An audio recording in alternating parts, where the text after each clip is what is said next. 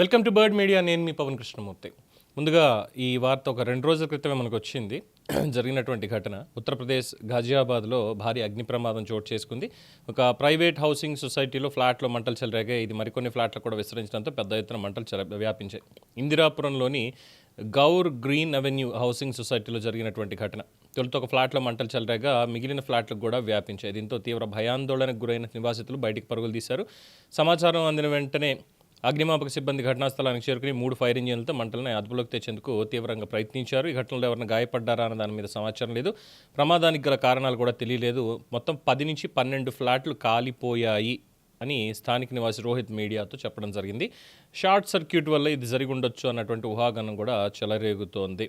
ఈ Gaur green Avenues అనేది ఒక high rise kind of apartment building, community, private community కంప్లీట్గా. బట్ ఇప్పుడు ఏముందంటే పరిస్థితి, ఇల్లు కొంటున్నాం.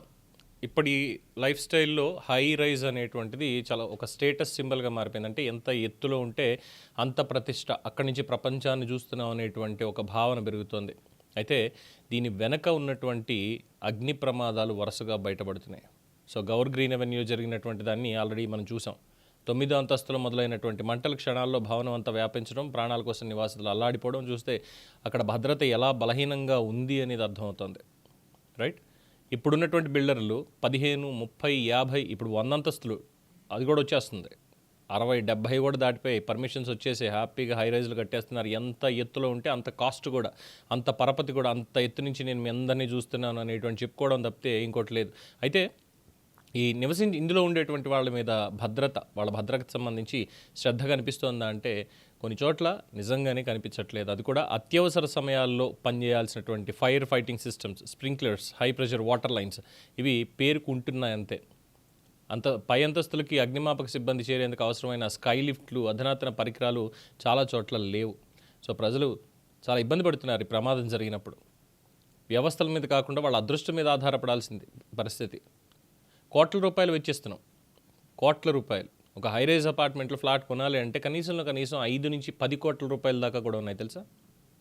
మినిమం 5 నుంచి 10 కోట్లు అనేది మినిమం. అది హైదరాబాద్ లాంటి ఏరియా. ఇంకొక చోట అయితే ఇక బాంబే అయితే చెప్పక్కర్లేదు. అలాంటి హైరైజ్లో అక్కడ ఎన్ని కోట్ల రూపాయలు ఉంటాయి అనేటువంటిది. సో మధ్యతరగతి ఉన్నత వర్గాల వాళ్ళు అప్పులు చేసి మరీ కొంటున్నారు.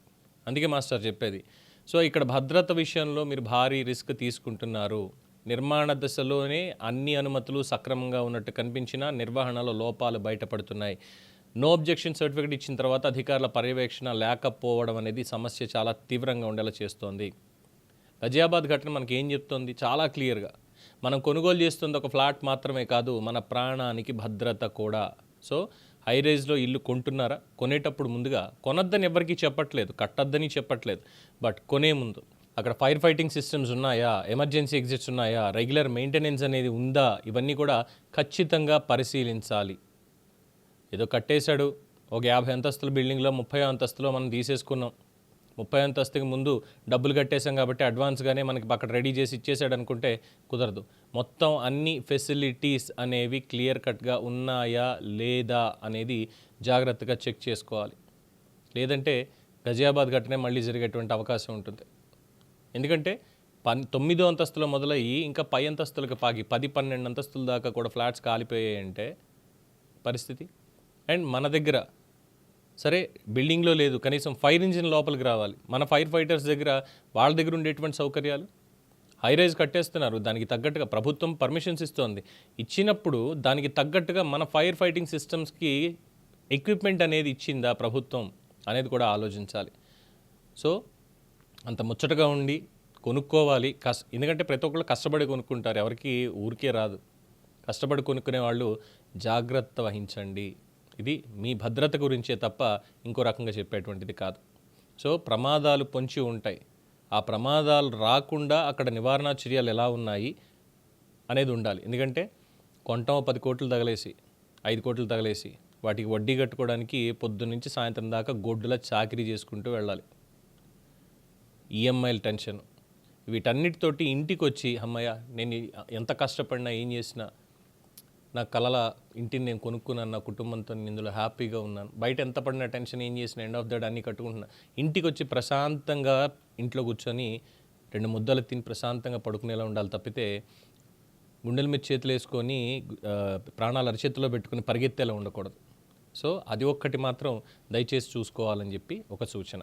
దీని మీద మీ అభిప్రాయాలు, సలహాలు, సూచనలు మెన్షన్ చేయండి. చూస్తూనే ఉండండి ది బర్డ్ మీడియా.